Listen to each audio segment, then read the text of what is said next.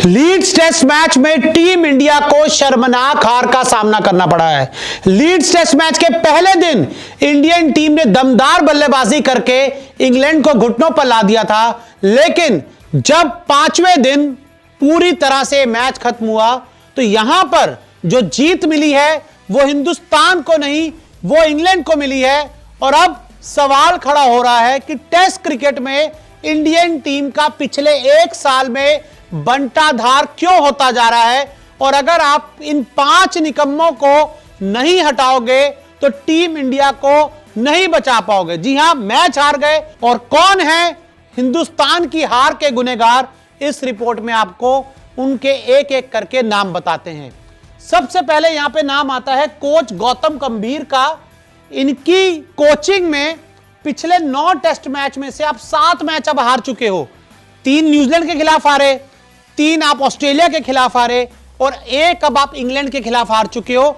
इसमें आप 1 मैच जीते हो और 1 मैच बहुत मुश्किल से ड्रॉ हुआ था, उसमें भी आपके हार के लाले पड़े थे। यानी कि जब से भाई साहब आए हैं आपने टेस्ट सीरीज सिर्फ बांग्लादेश के खिलाफ जीती है, न्यूजीलैंड ने घर पर आके आपको मारा, ऑस्ट्रेलिया से घर में जाकर हार कर आए, और अब इंग्लैंड से जो मुकाबला आप आसानी से जीत सकते थे वो भी आप हार गए। क्योंकि भाई साहब क्या रणनीति बना रहे हैं, हमें तो कुछ समझ नहीं आ रहा। हाल देख लो, 9 टेस्ट में से 7 हार चुके हो। सबसे पहले कसूरवार, आगे बढ़ते हैं।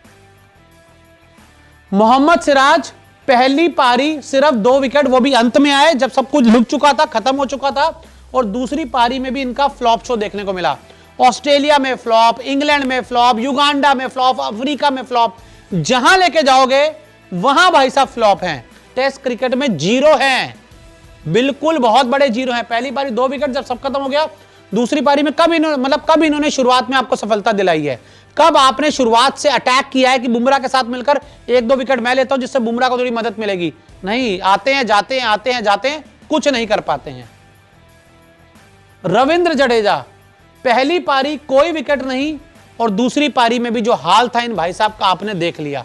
मुझे तो ये समझ नहीं आ रहा जडेजा को आप क्या करके खिला रहे हो।